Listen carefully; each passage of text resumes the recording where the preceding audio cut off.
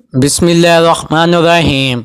جن لوگوں کا تمہاری زندگی میں آنا تمہاری قسمت ہوتی ہے اور انہیں سنبھال کر رکھنا تمہارا ہنر۔ اپنا سر اونچا رکھو کہ تم کسی سے نہیں ڈرتے، لیکن اپنی نگاہیں نیچے رکھو تاکہ پتہ چلے کہ تم ایک باعزت گھرانے سے تعلق رکھتے ہو۔ مشکل وقت آ جائے تو کسی کا احسان مت لینا، کیونکہ مشکل وقت 4 دن کا اور احسان زندگی بھر کا ہوتا ہے۔ کبھی تم دوسروں کے لیے دل سے دعا مانگ کر دیکھو، تمہیں اپنے لیے دعا مانگنے کی ضرورت نہیں پڑے گی۔ جسے تقدیر پر یقین ہوتا ہے وہ اپنے اوپر نازل ہونے والی مصیبتوں سے نہیں گھبراتا۔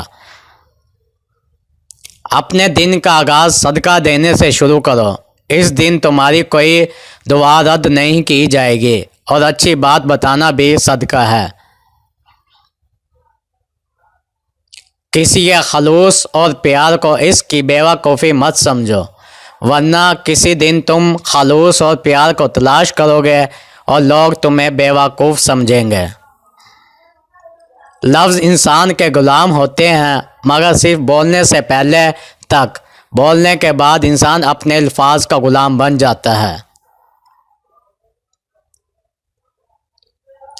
جانور اور انسان میں کیا فرق ہے؟ جو صرف اپنے لیے سوچے وہ جانور، اور جو دوسروں کے لیے سوچے وہ انسان ہے۔ ہر بات میں ہاں ملانا منافقوں کی عادت ہے۔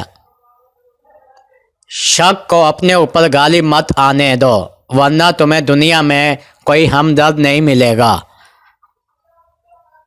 انسان کی تمام پریشانیاں 2 باتوں کی وجہ سے ہے: تقدیر سے زیادہ چاہتا ہے اور وقت سے پہلے چاہتا ہے۔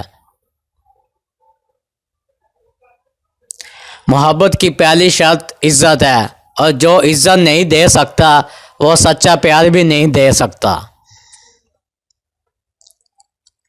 ادب یہ ہے کہ تم اپنے گھر سے باہر نکلو تو جس سے بھی ملاقات کرو اس کو اپنے سے بہتر جانو۔